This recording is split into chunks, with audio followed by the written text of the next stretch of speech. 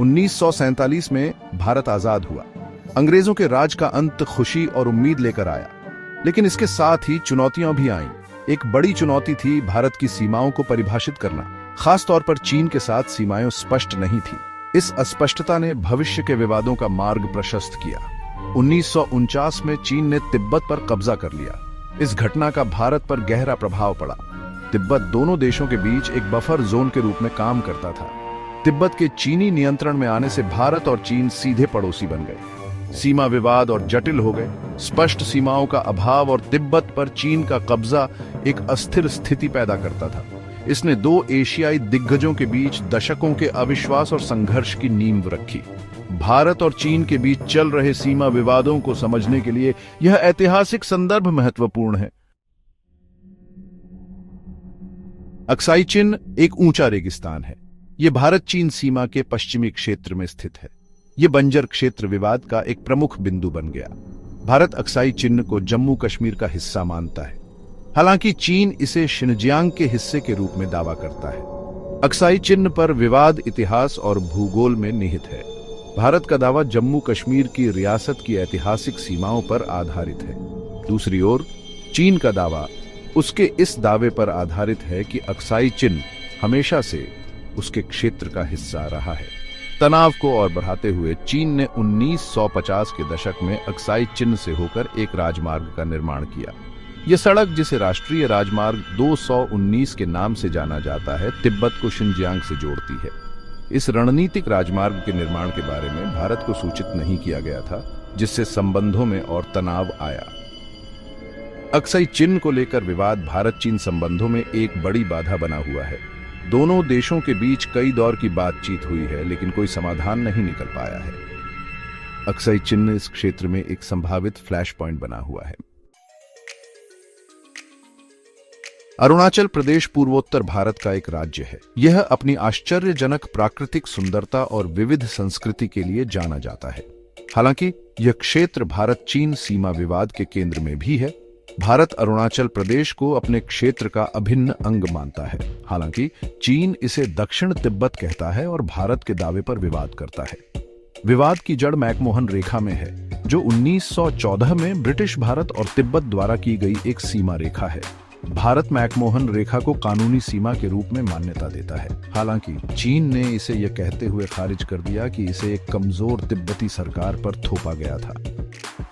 धारणा में इस अंतर ने तनाव और अविश्वास को हवा दी है।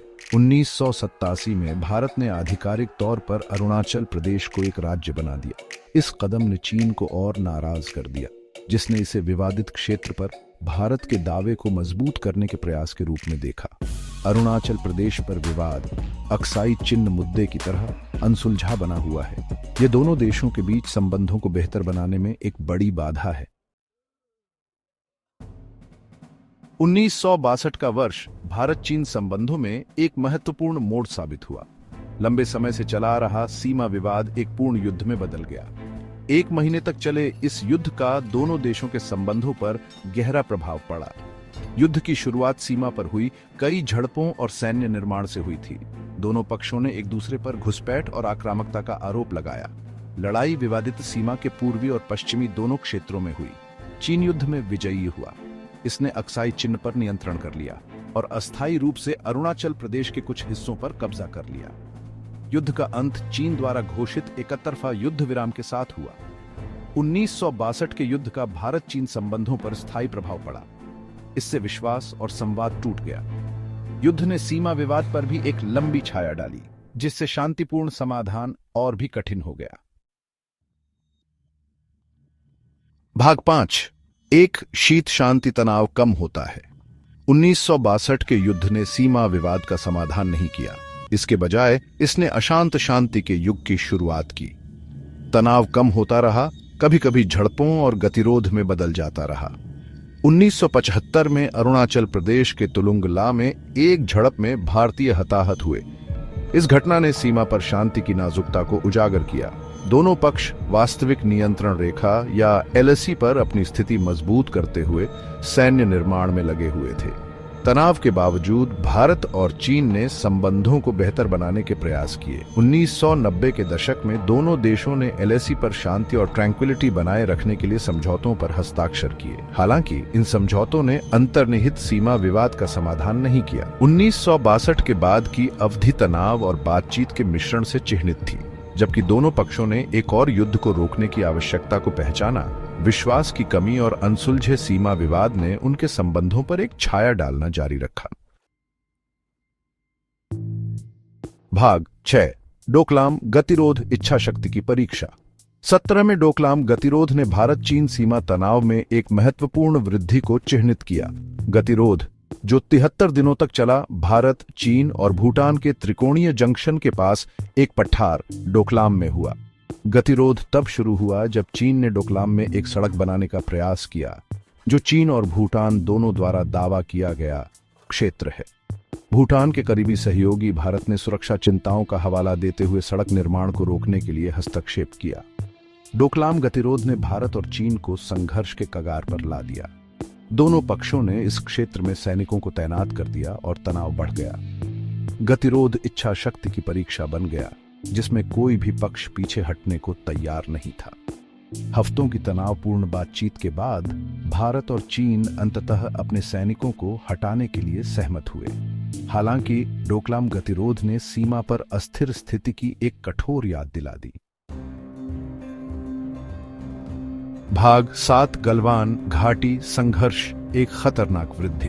जून 2020 में गलवान घाटी संघर्ष ने 4 दशकों में भारत और चीन के बीच सबसे घातक टकराव को चिह्नित किया। पूर्वी लद्दाख की गलवान घाटी में हुई इस झड़प में दोनों पक्षों के लोग हताहत हुए। झड़प की शुरुआत एलएसी पर गश्त बिंदुओं को लेकर विवाद से हुई। दोनों पक्षों ने एक दूसरे पर समझौतों का उल्लंघन करने और उनके क्षेत्र में प्रवेश करने का आरोप लगाया। स्थिति तेजी से बढ़ी, जिससे सैनिकों के बीच हिंसक हाथापाई हुई। गलवान घाटी संघर्ष ने भारत और चीन को झकझोर कर रख दिया। इसने दशकों से सीमा पर बनी नाजुक शांति को चकनाचूर कर दिया। इस झड़प से दोनों देशों के बीच संबंधों में भी तीव्र गिरावट आई।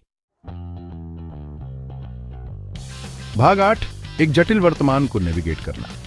गलवान घाटी संघर्ष के मद्देनजर भारत और चीन सैन्य और राजनयिक वार्ता के कई दौर में शामिल हुए हैं। इन वार्ताओं से एलएसी पर कुछ घर्षण बिंदुओं पर सैनिकों के पीछे हटने के मामले में कुछ प्रगति हुई है। हालांकि स्थिति तनावपूर्ण और अप्रत्याशित बनी हुई है। दोनों पक्ष सीमा पर भारी सैन्य उपस्थिति बनाए हुए हैं और आगे और संघर्ष की आशंका है। दोनों पक्षों के बीच चल रहे बुनियादी ढांचे के विकास से सीमा विवाद और जटिल हो गया है। तनाव के बावजूद भारत और चीन आर्थिक और राजनयिक संबंधों को बनाए रखने के महत्व को समझते हैं। चीन भारत का सबसे बड़ा व्यापारिक भागीदार है और दोनों देश महत्वपूर्ण बहुपक्षीय मंचों के सदस्य हैं। वर्तमान स्थिति एक नाजुक संतुलनकारी कार्य है। दोनों पक्ष अपने हितों की रक्षा करते हुए अपने मतभेदों को दूर करने की कोशिश कर रहे हैं। भाग 9। आगे का रास्ता, संवाद और कूटनीति। भारत चीन सीमा विवाद आज दुनिया के सबसे जटिल और चुनौतीपूर्ण भू राजनीतिक मुद्दों में से एक है। कोई आसान समाधान नहीं है और आगे का रास्ता चुनौतियों से भरा है।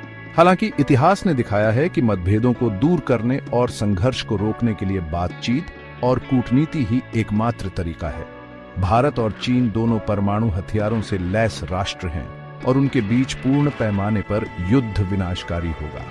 बातचीत और तनाव कम करने के लिए प्रोत्साहित करने में अंतर्राष्ट्रीय समुदाय की भूमिका है।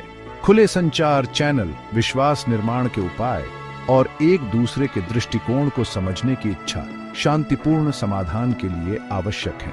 भारत चीन सीमा विवाद इस बात की याद दिलाता है कि 21वीं सदी में भी क्षेत्रीय विवाद संघर्ष और अस्थिरता का कारण बन सकते हैं। एक स्थायी समाधान के लिए दोनों पक्षों से धैर्य, व्यावहारिकता और शांति के प्रति प्रतिबद्धता की आवश्यकता होगी।